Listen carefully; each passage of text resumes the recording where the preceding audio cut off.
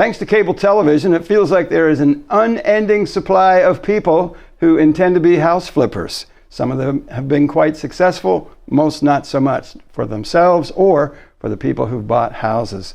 Thankfully, here in Jacksonville, we've got a cadre of really strong real estate investors who've done it a long time and done it well.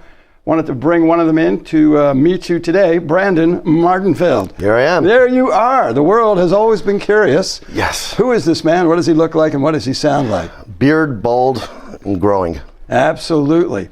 What initially attracted you to become a real estate investor? How did this saga begin? So I moved here in 2006, and I've been doing real estate since 2003. 2006, I moved here, started doing regular listings, regular agent, moving and shaking, doing whatever I can. And around 2008, 2009, I came across a few investors that were here locally and one that was in South Florida. And they came to me and said, I see what you're doing. You're a good realtor. Can you sell my properties at a discount? I'm like, well, it depends how many you give me.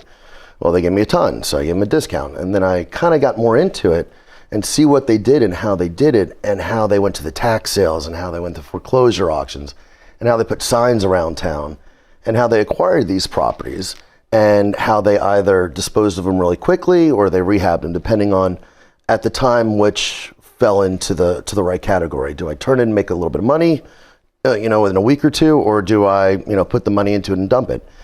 So I basically was like a sponge. I took everything that they, that they were doing, and I just absorbed it.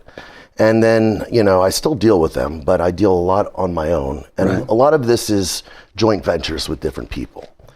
Sometimes people supply the money, then we split the profits or percentage of profits. So you went from making 2 or 3% on a deal to making 20 or 30 or more on a deal. Yes, exactly. That seems like a very efficient thing to do. A lot of people who are new to the real estate investment world have a vision, I hear, that it is really scroungy properties in really scroungy neighborhoods that you buy for nothing and put up with the aggravation.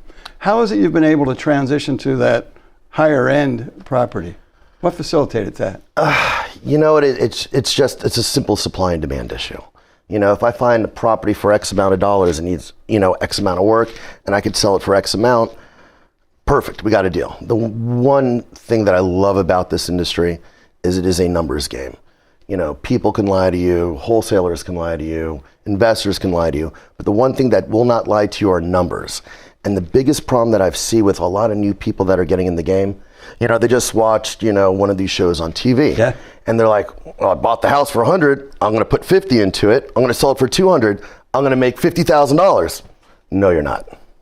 There's holding costs. There's electricity. There's insurance. There's unforeseen issues. There's commissions, doc stamps, surveys, credits, repairs. So that $50,000 can shrink to, between $15,000 and $30,000 real quick. I've watched quite a few of them where it shrunk to a negative number, where they're actually bringing money to the table. They let the renovation costs get away from them. Mm-hmm. They thought they were going to renovate themselves with a hammer rather than a checkbook. And the next thing you know, they're upside down in their investment. Yeah. And the biggest problem right now is, that I personally believe, is finding the right crews to do the right job.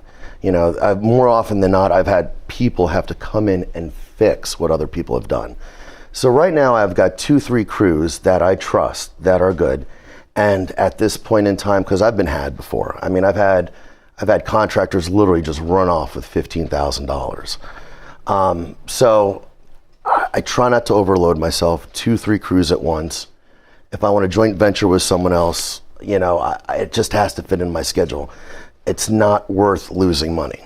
I'm in this business to make money, not lose it. So is the money made on the front end when you acquire, or the money made on the back end when you sell? Money's always made on the front end. There you go. You make the money on the buy, not the sell. Make the money on the buy. Brandon's a wonderful guy to get to spend time with. I will assure you, he is non-traditional. So if you're looking to engage in a non-traditional way with a real estate investor, Brandon's your guy. Have a beautiful day.